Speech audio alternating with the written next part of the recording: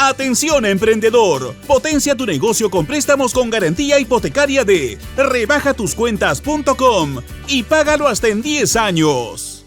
Abogado constitucionalista Alberto Borea. ¿Cómo está, doctor Borea? Muy buenas ¿Qué noches. dices, Omar? Mucho gusto estar otra vez aquí contigo. No, muchísimas gracias. Y quería empezar con este tema de la colaboración eficaz. Yo sé que es un tema más abocado a lo penal. Exactamente, sí. Pero quizá tenga una visión un poco más amplia, incluso amparada en la Constitución, de lo que se viene haciendo, cómo se vienen planteando estos cambios del Congreso de la República. No sé si tengo una opinión formada sobre este tema. No, sobre el tema de la ley de colaboración eficaz concretamente no, y te digo porque a mí no me gusta hablar de lo que no tengo mayor competencia. Tengo entendido que efectivamente hay algunos casos de exageración o por lo menos de un tratamiento, digamos, atolondrado con relación a que basta con que alguien diga algo y eso sirve para encauzar o incluso para detener a una persona que ha sido sindicada por otro que es probable que esté en la misma situación que él y que esté más bien tratando de sacarse una carga. Pero por otro lado hay que entender también que es un mecanismo que ha servido para, digamos, que las personas, que no siempre sea que se rompe la pita por el lado más delgado, porque eso es lo que ha sucedido. Lo que se trata de la colaboración eficaz es precisamente de que las personas con mayor responsabilidad, digamos, digan quiénes son los que han resultado culpables en serio, porque antes, acuérdate tú, siempre se agarraba al pez pequeñito y el pez grande siempre se quedaba mirando. Entonces, creo que en ese sentido la ley de colaboración eficaz ha sido útil. El tema está en que siga siendo útil en ese sentido y no en el sentido de ver de qué manera, digamos, sindico a cualquiera sin una claridad de objetivos, ¿no? Doctor, le pido renunciar. A ver, doctor Borea, yo sé que lo estoy sacando quizá de los campos de análisis donde siempre conversamos en el plano constitucional, pero quizá nos permita una mirada política de lo que viene pasando, porque más allá del personaje de Rosa Gutiérrez, sí da un mensaje pues un poco de desorden, ¿no? Mira, eso es lo preocupante. O sea, eso es lo preocupante porque, digamos, si hay algo que fue pésimo dentro de lo pésimo en el gobierno de Castillo fue que ponía gente y que la sacaba a la gente a las pocas semanas. Y por eso tuvo no sé qué cantidad de ministros, 100 ministros, no sé qué cantidad de ministros. Entonces, cuando tú designas a una persona como autoridad, tienes que efectivamente tener bien claro que estás designando no solamente a alguien competente, sino a alguien que eventualmente va a tener su propia legitimidad frente al resto de la sociedad, o que si es que quieres enfrentarte a ella, al resto de las fuerzas políticas, te vas a enfrentar y no te vas a rendir a la primera que te saquen, digamos, un argumento, ¿no es verdad? Entonces, me da la impresión que ahí no está bien el Poder Ejecutivo. Creo que el Poder Ejecutivo, como consecuencia de lo que ha sucedido en este tiempo, en donde ha estado viviendo y ha estado, digamos, defendiendo su posición a partir de la legitimidad de origen, en el sentido de que tiene una legitimidad legal, o sea, la que le viene del hecho de haber asumido la Constitución legalmente. Ahora ya tiene que empezar a buscar sin duda y de inmediato la legitimidad de ejercicio que le da justamente la buena gestión en el poder. O sea, hay que empezar a dar resultados, hay que empezar a salir al país.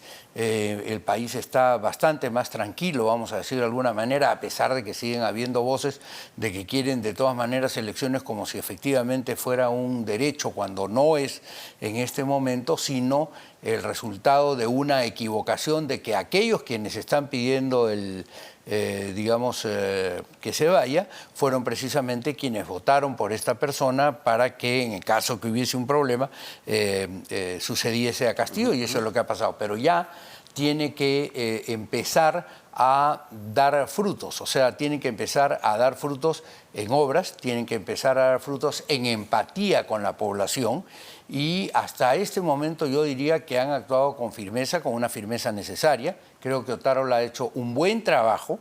Yo no soy de las personas que está pretendiendo ver dónde está una manchita para ver de qué manera inmediatamente pido el desaforo o el renuncio, sino que y tiene capacidad, porque es un tipo, no nos olvidemos. Sin embargo, doctor, sí.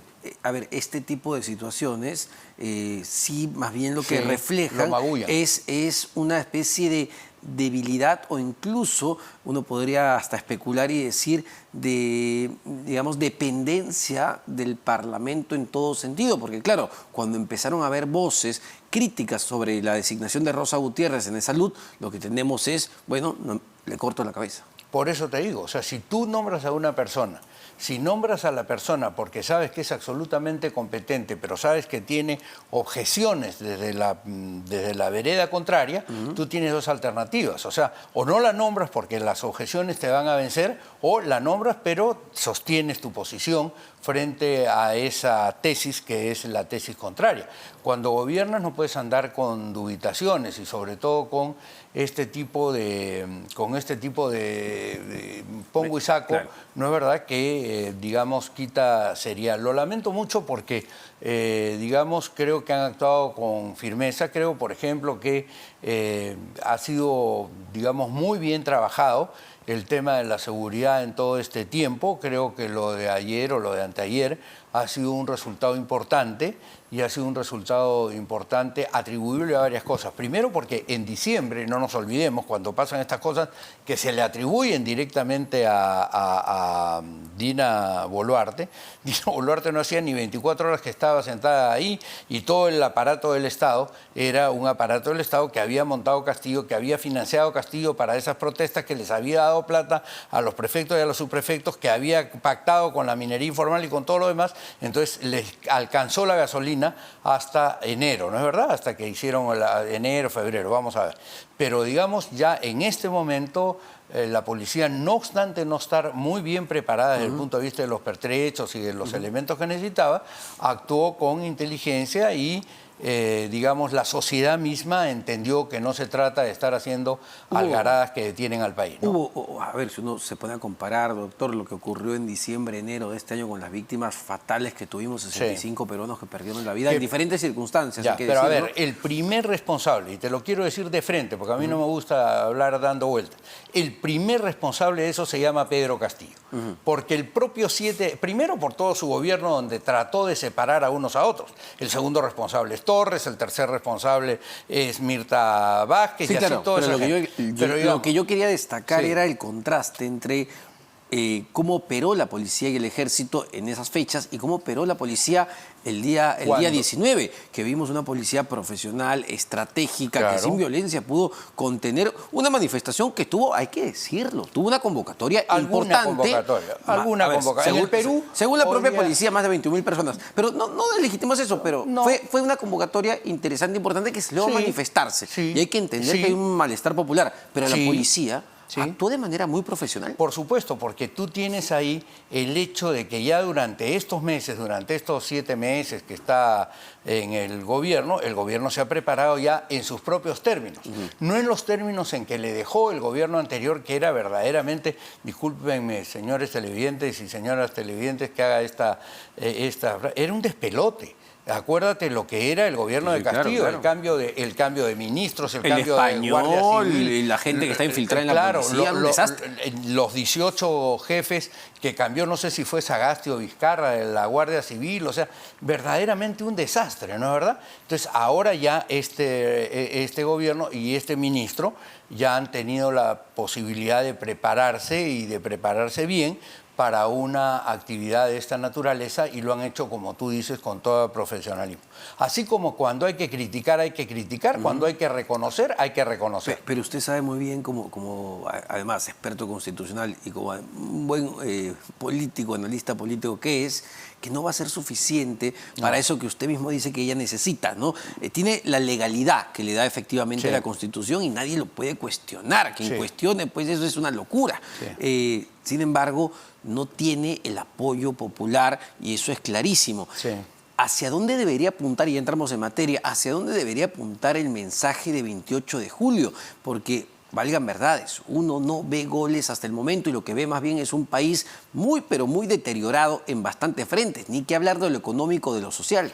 Ella no ha podido recuperar todavía en el tema económico la confianza y en el tema social la confianza del país. Y eso me parece que es algo a lo que se tiene que abocar de inmediato. Creo que tiene que haber un diálogo intenso en donde esté de por medio. Nosotros tenemos un buen respaldo de divisas, donde efectivamente el Perú invierta sus divisas sin la lacra de la corrupción, por cierto, en la realización de obras de aliento que permitan, primero, el trabajo inmediato de quienes van a laborar en las obras, pero segundo, además, los resultados para quienes van a gozar de esas obras. O sea, que el país vea que se está haciendo. ¿Por qué hasta hoy día se le recuerda como un gran presidente a Manuel Odría? Yo siempre he criticado, yo soy sobrino, nieto de Manuel Odría. Yo he criticado mucho el hecho de que lo haya realizado en un gobierno, digamos, autoritario, dictatorial, pero sin duda hace obra. Tú por donde vas dice esto lo hizo, esto lo hizo, esto lo hizo, esto lo hizo. Entonces ese hizo es el que tiene que empezar a realizar ahora el gobierno y tiene además el reto inmenso de realizarlo sin corrupción. ¿Por qué? Porque nosotros los peruanos ya hemos visto tanto de la corrupción que la verdad deslegitima a cualquiera un pequeño hecho de corrupción. Y es lo que llama la atención, ¿no? Porque uno diría, ok, está bien, digamos, tiene a la población o a parte o a gran parte de la población en contra de ella y en contra del Congreso de la República también hay que decirlo, pero hay finalmente, uno diría, oye, hay cierto nivel de coordinación entre Ejecutivo y Legislativo, lo cual no está mal, y que todo lo contrario, uno debería decir, listo, empujen temas favorables para el bienestar de la población. Sí. Pero no, doctor, vemos todo lo contrario. Vemos a los mochasueldos, vemos los viajes innecesarios y un gobierno que pareciera preocupado en otras cosas. Ya. Eso de la descomposición del Congreso es causa atribuible directamente a las modificaciones electorales que hizo Tuesta y que hizo Vizcarra, ¿no es verdad? Efectivamente. O sea, la desaparición, el desastre que convirtió a los partidos, la imposibilidad de que las personas que se dedican seriamente a la actividad pública puedan continuar en ella. Estaba viendo, por ejemplo, ayer estaba mirando una revista donde un senador de origen japonés, pero americano, que fue el primer senador que tuvo Hawái o el primer representante que tuvo Hawái en el Congreso de los Estados Unidos, fue senador o diputado por 50 años. O sea, él pertenecía, vamos a decir de alguna manera, digamos, a una suerte de identidad. Entonces, cuando tú haces las cosas bien estando en la política, tú tienes la posibilidad y debes de tener la posibilidad de continuar eventualmente en el cargo. Puedes utilizar elementos. Por ejemplo, nosotros hemos sostenido la tesis de que si un partido saca 10 parlamentarios, por ejemplo, ahorita alguno que tenga 10, de todas maneras no, puede presentar de esos 10 a 5 a la reelección. O sea, con lo cual, como tienes una lista de 130, 125 van a ser de todas maneras, entre 125 se va a renovar, pero vas a tener al Ramírez del Villar, al Celso Sotomarino, ¿no es verdad? Vas a tener al Javier Vallerriestra, vas a tener, en fin, a Luis Alberto Sánchez, a Prelé, a los que le van a dar conducción a los que están comenzando. Es decir, se debería poner sobre la mesa y sin tapujos el debate de volver a la reelección parlamentaria, porque cuando se planteó la bicameralidad estaba ahí, pero estaba escondido, con una fórmula ahí de senador a diputado, pero vamos, hay que ponerle el debate sobre la mesa. Yo te voy a decir una cosa, cuando en el año 90 nos presentamos al Senado 23 diputados. Y solo salimos elegidos senadores 4. Si no me equivoco, Barba, Meche Cabanías, Benigno Chirinos y yo. O sea, y los otros 19 no salieron. O sea, menos del 20% que pretendió ser senador llegó a ser senador, no alcanzó a ser senador. Entonces no hay que tenerle miedo a esa figura, porque el que alcanza la posición de senador es porque ya se convirtió a lo largo de su carrera política en un líder nacional equiparable a la jerarquía del presidente de la República. Y usted lo recordará mejor que yo, la tasa de reelección, incluso parlamentaria, en los últimos años era bajísima, me parece que no llegaba al 20%. No es decir, llegaba. efectivamente, esto pareció obedecer más a una medida populista y de rabia popular hacia una institución que se para desprestigiando constantemente. Populista y de respuestas fáciles, ¿no? Entonces hay muchos teóricos que nunca han pisado un partido, muchos de los que participaron en estas comisiones, ¿no es verdad? La única que había pisado un partido era Milagros Campos, que era el Partido Popular Cristiano. Entonces, que no saben cómo funciona un partido político, ¿no es verdad? Pero la reforma Ituesta no prohibía la reelección. Eso se introdujo, usted recordará, en el debate con Vizcarra y el Congreso de la República. ¿Cómo puedes hacer en un país sin partidos una elección primaria abierta? O sea, claro, que era el tema que implementó la Comisión. Claro, con el cuento de que eso le da a todo el mundo la posibilidad de decidir. No, así no son los partidos. O sea, los partidos, y te lo dice, mira, acabo de traer de casualidad este libro, Democracy for Realists. O sea, realmente cómo funciona la democracia. Sin embargo, hay que ser honestos, ¿no? Porque usted recordará, la reforma Tuesta tampoco se implementó.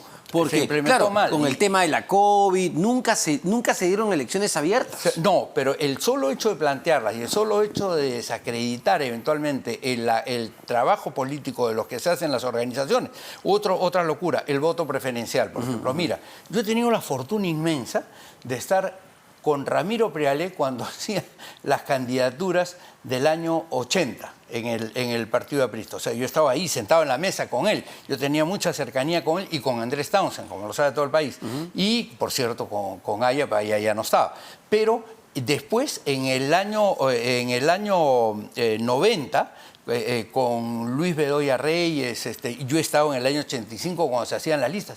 ¿Y qué decía, por ejemplo, Bedoya, que era un tipo que miraba siempre a futuro? ¿A quién necesitamos en los primeros puestos para que efectivamente haya una buena representación por el país? Entonces no era cuestión de que ahí se lanza un cantante de reggaetón que es bueno y pum, lo elegimos con el voto preferencial, o que viene un Pedro Pérez amparado por la plata de los narcos y plan exactamente. Entonces tienes a una cantidad de gente que no da la talla. Como parte, doctor, de esta comisión de expertos en materia constitucional que se formó de asesoría al gobierno, ¿se está sugiriendo quizá algún tipo de propuesta de reforma que la presidenta pueda plantear el 28 de julio de la representación nacional? ¿Hay alguna idea que se discuta? ¿Ha habido reuniones de la comisión?